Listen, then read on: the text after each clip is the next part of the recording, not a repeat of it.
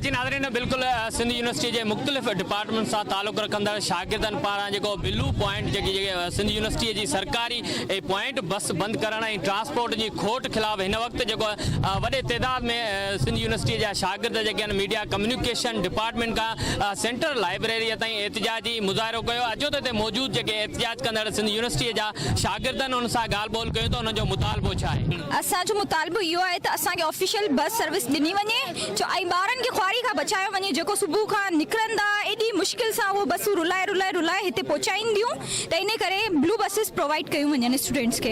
ये मुतालबा है कि लास्ट टाइम से जो है हमारे ऑफिशियल पॉइंट्स चल रहे थे, कोई इशू नहीं था।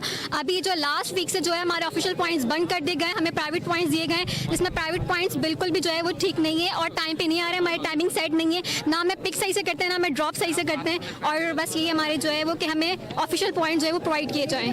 रोज़ाना हम जाते हैं पॉइंट्स में, रोज़ाना लड़के चिपक के जाते हैं। इनको ज़रा सी शर्म नहीं आती कि लड़कियों के बारे में भी सोचा जाए और इतना घुसा देते हैं अंदर, गेट तक एंड तक बॉयज़ खड़े होते हैं। तो ऐसा नहीं होता, ऑफिशियल पॉइंट को खोला जाए क्योंकि उसमें फैसिलिटीज़ ये होती हैं कि जगह ज़्यादा होती है, तो ऐसे हम लोग नहीं चल सकते इस पे। तो इतने पैसे लिए जाते हैं, हम तो वैसे इवनिंग के ऊपर से सेल्फ के मॉर्निंग वाले से भी ज़्यादा हमसे पैसे लिए जाते हैं। ऊपर से हमें ऑफिशियल पॉइंट्स भी नहीं मिल रहे। ऑफिशियल में चलती 5 से 4 है, ज़्यादा तो चलती भी नहीं है और ना इतने स्टूडेंट्स की स्ट्रेंथ है।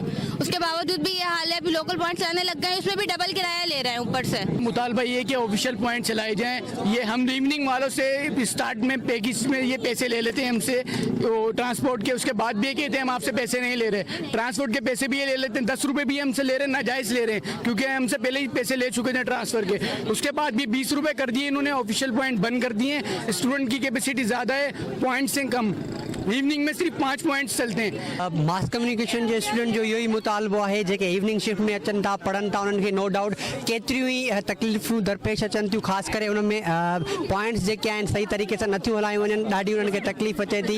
हैदराबाद जे मुख़्तलिफ़ इलाइक़नि खां ॿार अचनि पिया, सुबुह सां त आहिनि पर शाम जे टाइम में उन्हनि खे तमामु घणियूं तकलीफ़ अचे थी।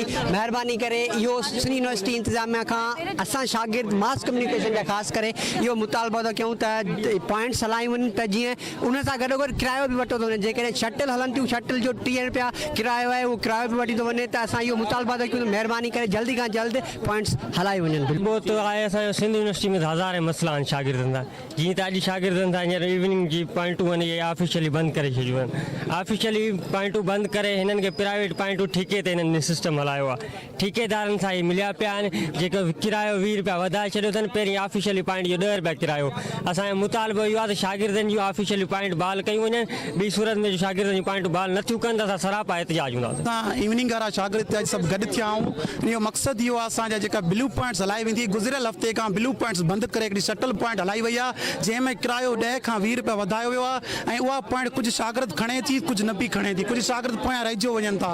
असां ठीकु आहे मेल स्टूडेंट अरेंज करे था वठूं, पर जेके फीमेल कैंडिडेट्स आहिनि उहे काफ़ी परेशान थिया आहिनि। असांजो इहो ई मुतालबो आहे त असांखे पंहिंजूं ब्लू पॉइंट्स बहाल कयूं वञनि ऐं साॻियो 10 रुपया किरायो रखियो वञे ऐं साॻी टाइमिंग ते असांखे छॾियो वञे, साॻी टाइमिंग ते असांखे खयो वञे। हलवा ये है कि हमारे पास जो पॉइंट्स चल रही हैं ऑफिशियल नहीं है और आज भी मैं पॉइंट्स में बैठ के आया हूँ तो उसके अंदर 30 बंदों की जगह 50 बंदे उसने घुसाए हुए हैं। हमारा यहाँ पहुँचने का टाइम 1:45 बजे का होता है, 2:15 बजे में पॉइंट पहुँचाता है। लगातार पॉइंट्स लेट हो रही है, बच्चे भी लेट हो रहे हैं, गर्ल्स भी साथ होती हैं, गर्ल्स भी लेट होती हैं। ऑफिशियल पॉइंट हमारे पास आ रहे नहीं है और जो किराया था पहले से 3 गुना बढ़ा दिया गया है। जी बिल्कुल नाज़रीन, सिंध यूनिवर्सिटी के मुख़्तलिफ़ डिपार्टमेंट से ताल्लुक़ रखंदड़ जेके शागिर्द आहिनि उन्हनि जी तव्हां ॻाल्हि ॿोल ॿुधी। उन्हनि चयो त केतिरनि ई ॾींहंनि खां जेको सिंध यूनिवर्सिटी इंतिज़ामिया हिकु साज़िश तहत जेकी ब्लू पॉइंट जेकी सरकारी बस जेकी उहा बंदि करे जेकी प्राइवेट जेकी बसियूं आहिनि उहे हलायूं आहिनि, उहे बि असांखां जेको 10 खां 20 रुपया जेको किरायो वठंदियूं। हिननि चयो त असांजो जेको सालियानो जेको किरायो बि कटण बावजूद भी जेको बिल्लू जेकी पॉइंट बस जेकी सरकारी उहा यूनिवर्सिटी इंतिज़ामिया जेको बंदि करे छॾी। हिननि चयो त असां एहतजाज कयूं था त यूनिवर्सिटी इंतिज़ामिया जेको